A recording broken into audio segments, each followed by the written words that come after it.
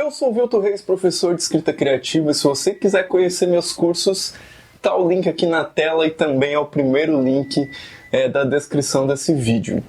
Hoje nós estamos em mais um vídeo da série A Arte da Ficção, essa série baseada no livro homônimo de David Lodge, onde a cada vídeo nós comentamos um capítulo do livro. Agora eu fiquei pensando que quem assistiu depois tudo em sequência vai achar um saco essa introdução que todo vídeo repete. Mas ok, vamos lá. É bom para quem está chegando novo aí no canal. Enfim, hoje nós vamos falar aí sobre romance experimental, aí para quem gosta de brincar com as palavras. Vai ser um vídeo legal. E para quem não sabe o que é, para quem não gosta, é legal entender o que é, também para saber o que se está fazendo e o que se não está fazendo. Romance experimental é um termo cunhado pelo escritor francês Zola. E esse termo tem a ver com uma ideia que ele tinha de que os romances dele eram meio que verdadeiros estudos sociológicos da sociedade. E o David Lodge já começa desconstruindo esse termo, porque um romance não é exatamente um espaço para você fazer uma desconstrução social. Você pode trazer uma crítica, mas ele não é um estudo científico social. Então, por consequência, não é um experimento no sentido científico do termo. É isso que o Lodge traz pra gente no começo desse artigo. No entanto, a que se refere quando se fala em romance experimental na literatura?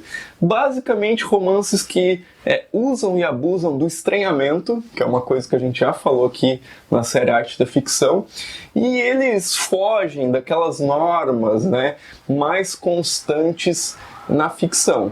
Eles fogem daquilo que é convenção do gênero romance. O que é convenção do gênero romance? Nós temos um ou mais núcleos dramáticos, personagens que passam por coisas, temos percepções dos sentimentos deles, seja internamente ou a partir do que a gente vê externamente, ou você consegue imaginar um romance sem personagem. Talvez exista, acredito, não sei, me ocorreu que eu já ouvi falar disso. Mas é um romance experimental, não é um romance no estilo que você vai esperar ler normalmente. E tem muita gente que gosta disso, e durante um tempo da minha vida eu também gostei bastante disso. Mas vamos lá, vamos desenvolver um pouquinho mais esse tema. Nas décadas de 20 e 30, um pouquinho depois do Zola já, a gente teve uma grande quantidade de romances experimentais. Alguns deles escritos por nomes como James Joyce, Virginia Woolf, Gertrude Stein. Então, grandes escritores que foram muito importantes para o século XX nesse tema. Principalmente na década de 20, a gente tem a influência do cubismo. E olha só que engraçado, como isso influencia a literatura também, o escritor que o David Lodge cita no começo desse artigo é o Henry Green, com o livro Living, E não por acaso, e aí entra a coisa do zeitgeist, do espírito da época, o Henry Green bebeu de fontes muito parecidas que levaram a obras, respeitando, claro, as diferentes artes, com princípios que se comunicam.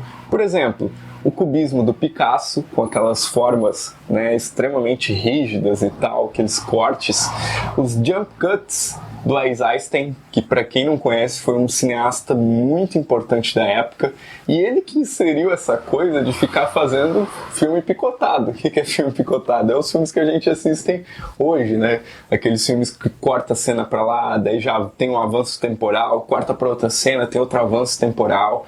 Então, isso vem da década de 20, da influência do cubismo. E o Henry Green, no trecho de Living, que o David Lodge usa aqui, ele mostra uma cena que são trabalhadores saindo de uma fábrica, e o discurso, o narrador, ele corta para diálogos que são diálogos meio aleatórios, como se fosse pulando de conversas para conversas. Só que o narrador não explica isso, entendeu? O narrador está falando de outra coisa. Então é um negócio meio complexo, porém muito interessante. Eu vou ler o comecinho aqui para ficar mais claro do que eu estou falando. Bridgesley, Birmingham. 2 horas. Milhares voltavam de almoço por ruas. O que a gente quer é trabalhar, força, disse o gerente à filha de Dupré. Eu digo para eles, vamos lá, vamos dar um jeito nisso. Milhares voltavam para fábricas onde trabalhavam depois do almoço.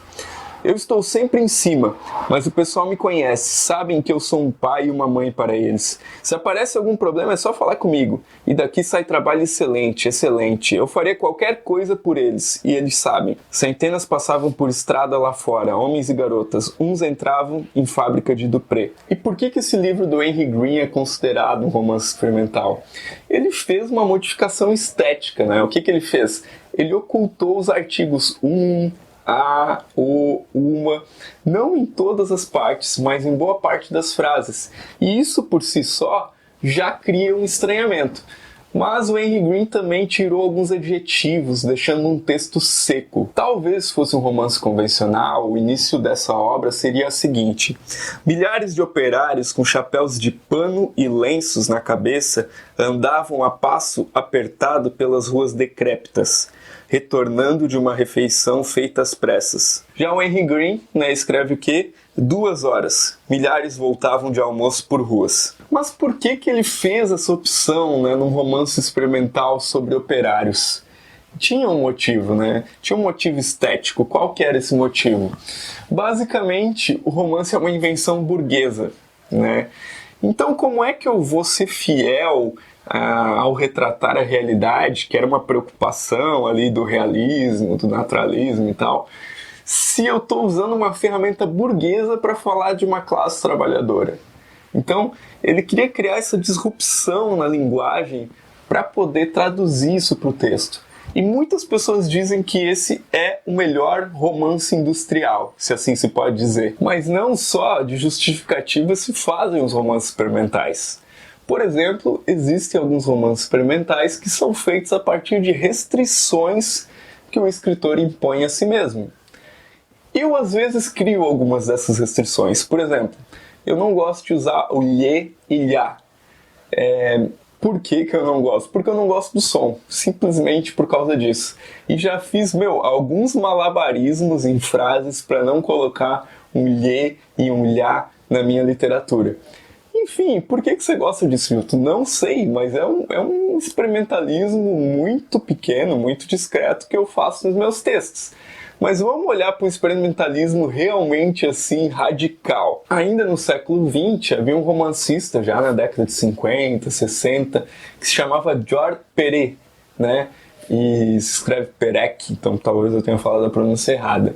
Mas ele escreveu um romance em francês que não usa nenhuma letra E. E talvez essa seja a vogal mais importante do francês. Então, é um verdadeiro prodígio, conseguir contar uma história coerente com esse tipo de restrição, ao mesmo tempo em que talvez é um tipo de história que é mais legal falar sobre do que lê-la. Mas enfim, é um negócio extremamente louco, extremamente diferente. Só mais um exemplo. Walter Abich é um escritor americano que escreveu um livro chamado Alphabetical Africa. E nesse livro ele usou uma coisa que é muito louca. Cada capítulo tem uma letra do alfabeto, e o primeiro capítulo começa com A, obviamente, e todas as palavras que tem naquele capítulo iniciam-se com a letra A. Eu vou ler só um trechinho de 2 frases para vocês verem como funciona. Ainda a África, Albert aparece, animado, analisa a arte africana, a angústia africana. Adiante, ataca a arquitetura achante. Enfim, são só 2 frases, mas olha só que loucura, para escrever um troço que seja coerente com esse tipo de limitação. É realmente coisa de louco, é realmente coisa de gente que gosta de experimentalismo, talvez até mais do que história, gosta mais de estética do que talvez de narrativa, de enredo. E eu acho que há de se respeitar os gostos das pessoas, aquilo que atrai as pessoas. E o David Lloyd então termina falando, aquilo que eu acabei repetindo várias vezes no vídeo, que às vezes é mais gostoso ouvir falar sobre essas ideias malucas e até pegar, dar uma conferidinha, do que exatamente lê-las, porque às vezes pode ser um pouco maçante ler esse tipo de literatura. Então, e ainda ele faz uma comparação que eu achei muito interessante, que é a seguinte, que ele considera esse tipo de experimentalismo mais parecido com a poesia, com o poema, na verdade, do que com a prosa. pelos cortes, pelas escolhas de palavras, por esse tipo de coisa. Não sei, talvez seja coerente, não tenho uma opinião formada sobre. A pergunta que eu queria deixar aí para vocês me falarem nos comentários é a seguinte: vocês gostam dessa literatura mais experimental, né, essa literatura que brinca com as palavras, ou gostam de uma literatura mais de enredo, de história, de ação, de coisas acontecendo? Coloquem aí nos comentários o que vocês preferem e se quiserem citar livros que vocês gostam, eu também vou agradecer. Gente, me sigam nas redes sociais que estão aparecendo aí na tela, curta esse vídeo, né? Assine, ative as notificações para não perder nenhum vídeo aqui do canal. E é isso.